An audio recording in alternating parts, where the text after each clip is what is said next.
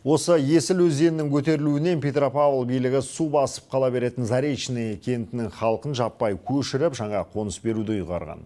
Қазір шаһардың орталық және Жас Өркен ауданынан арнайы жер учаскесі бөлініп, 90 және 72 пәтерлі екі үйдің құрылысы басталып жатыр. Әзір қажетті материалдар мен жұмысшылар жеткілікті дейді жауаптылар. Қажет болған жағдайда мердігер ұйым олардың санын арттырады.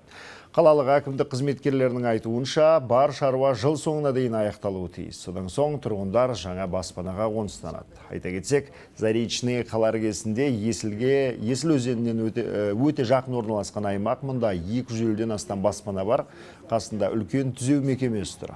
Жылда көктемде келісімен Есілден тасып шыққан суға батып қалады. Сондықтан биыл кентті толық жабуға шешім шығарылды. Тұрғындарға квадратына квадрат беріледі, яғни бұрынғы үйлер сияқты сондай квадратпен берілетін болады. Жергілікті компания салып жатыр, жылдың соңына дейін береміз деп жоспарлап отырмыз.